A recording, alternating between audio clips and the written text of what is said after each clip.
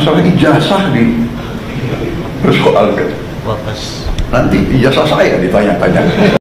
Roy Suryo CS kini makin kelabakan karena advokat se-Indonesia turun gunung, turun tangan untuk membela Pak Jokowi. Rekan-rekan, ijazah Pak Jokowi sudah terbukti asli di kepolisian. Namun kali ini Roy Panci CS benar-benar tidak terima dan semakin panik. Nah, kali ini kita akan melihat bagaimana kepanikan Roy Suryo yang berujung kepada ketidakpercayaan mereka terhadap kepolisian Republik Indonesia.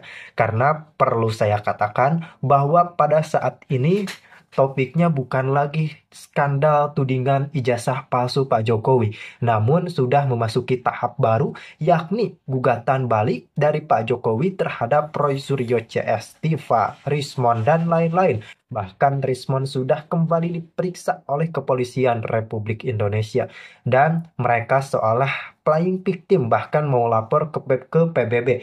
Bisa lapor paling cuma jadi bahan olokan internasional karena PBB ya bukan ranahnya, tidak bisa mengintervensi ataupun ikut campur ke dalam suatu tindak pidana di suatu negara. Kalau memang negara tersebut masih bisa menghandlenya. Ini kan perkara mudah. UGM sebenarnya sudah mengkonfirmasi bahwa ijazah tersebut asli. Nah, dari sini seharusnya sudah tidak ada perdebatan lagi. Namun karena dendam politik dan lain-lain, kita melihat bagaimana perkara tudingan ijazah palsu ini benar-benar sangat-sangat membabi buta terhadap Pak Jokowi. Rismond, Tiva, dan lain-lain terus menghajar Pak Jokowi. Namun ketika sudah digugat balik, mereka seolah-olah ciut dan ya lihat menyalahkan pihak kepolisian, menyalahkan ini itu, dan ini patut kita simak sampai tuntas karena di sini Roy Panci benar-benar dikasih paham. Masalah ijazah di persoalkan. Nanti ijazah saya ditanya-tanya. Iya kan?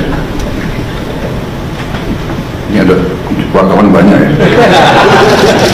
Bapak Kapolri, Bapak Kadif Propam Mabes Polri, ada beberapa pelapor dalam kasus dugaan ijazah palsu oleh oknum pengacara yang telah dilaporkan kepada kepolisian. Beberapa pelapor mengeluh kepada Hotman 911. Mereka kecewa kenapa sampai hari ini belum ada tersangka. Katanya penyidik masih menunggu bukti penggunaan ijazah tersebut. Padahal secara logika normal, kalau penggunaannya kan gampang banget. Kalau seseorang mengaku sarjana hukum, berarti itu penggunaan. Kalau seseorang menandatangani surat kuasa dengan mengaku pengacara, berarti itu penggunaan ijazah. Kalau seseorang membuka kantor pengacara, mengaku pengacara, berarti itu penggunaan ijazah. Kata inti pokoknya adalah begitu bisa dibuktikan bahwa ijazah itu tidak terdaftar di Dikti di Kementerian Pendidikan, maka penggunaannya sangat gampang pembuktiannya. Jadi yang penting adalah apakah benar terbukti bahwa ada universitasnya, ada kuliahnya, berapa uang kuliah dibayar, dan kemudian apakah ijazah tersebut, mahasiswa tersebut terdaftar di Dikti. Kalau itu tidak ada, maka dugaan ijazah palsu itu sudah mengarah hampir dapat dibuktikan. Mengenai penggunaannya sangat gampang. Penggunaan ijazah itu tidak perlu harus penggunaannya pada waktu dia memohon untuk disumpah sebagai pengacara. Tidak perlu, karena biasanya untuk disumpah sebagai pengacara, ya kalau dia hanya menyebutkan ijazahnya mungkin bisa terjadi. Tapi yang penting adalah begitu dia praktek hukum, begitu dia praktek sebagai pengacara, mengaku sarjana hukum, ya itulah sudah cukup sebagai bukti penggunaan.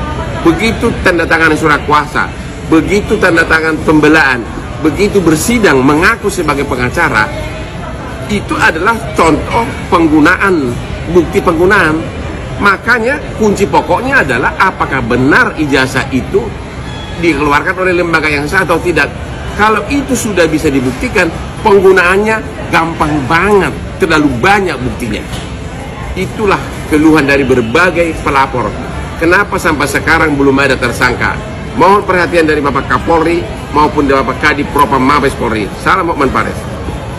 Saya pikir tidak perlulah kita playing victim sampai mau lapor ke PBB segala ya. Kalau mungkin ke Komnas HAM sih menurut saya sih oke-oke aja sebagai namanya juga warga negara yang mau mencari keadilan ya. Tapi kalau sampai kita harus sampai ke PBB, menurut saya norak sekali ya. Jadi sebenarnya gini, kepada teman-teman hadapin saja. Kan kemarin-kemarin kan udah koar-koar, memfitnah, menghancurkan karakter Pak Jokowi, bahkan udah menggeruduk ke rumah Pak Jokowi dan juga ke UGM.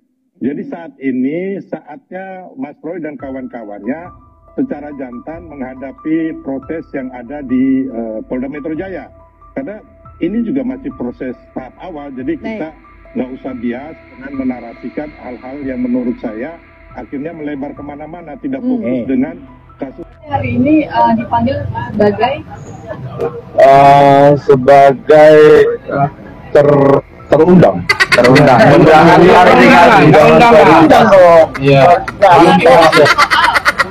klarifikasi tentang berkaitan dengan pelaporan oleh Pak Joko Widodo ya pada.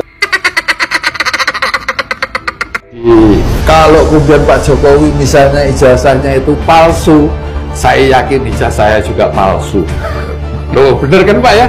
Statement. Iya, karena apa? Satu, saya kuliah bareng Pak Jokowi, ya kan? Kedua, saya wisuda bareng Pak Jokowi. Ketiga, ijazah saya sama Pak Jokowi juga persis plek-ketiplek kecuali foto dan nomornya. Nah, itu kan yang berbeda. Ini pembuktiannya sederhana lah. Kampusnya UGM sudah mengatakan, Buat ijazah. Yang sebagai pembuat ijazah, ini benar saya yang keluarkan, ini ijazahnya asli, dia benar alumni saya. Sebetulnya kan selesai. Nah, tapi yang menjadi permasalahan adalah di sini kelihatan Prof mensreanya orang-orang ini. Kalau saya bilang, ini kelihatan niat jahat orang-orang ini. Apakah ada track record UGM memalsukan ijazah? Apakah ada track record UGM bermasalah dengan penerbitan ijazahnya?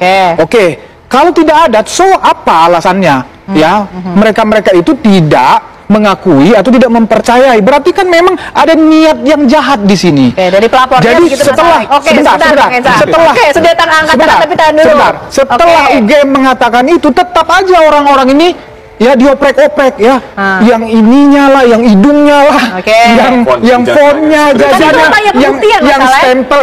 Pembuktian apa? Nggak ada kepentingan ijazah Pak Jokowi dijadikan penelitian di sini, nggak ada kepentingan. Jadi memang niatnya orang ini memang jahat, nggak benar gitu loh. Karena secara Undang-Undang Sistem Pendidikan Nasional, Undang-Undang Pendidikan Tinggi, UGM memang sah menerbitkan ijazah. Sebagai yang menerbitkan ijazah, ya memang dia harus menyatakan itu benar atau tidak dia mengeluarkan, dan udah nyatakan benar. Ternyata orang-orang ini terus saja dia memfitnah itu ijazah palsu, menyerang kehormatan Pak Jokowi, mendiskreditkan Pak Jokowi. Ya wajar dia melapor. Roy Suryo memiliki masalah kejiwaan, dia punya masalah psikologis, dan karena itulah dia sekarang terpaksa lagi berurusan dengan pengadilan terkait ijazah S1 Jokowi. Roy sudah mulai diperiksa polisi sejak 15 Mei yang lalu. Dia bilang ijazah Jokowi dari UGM tahun 85 itu palsu.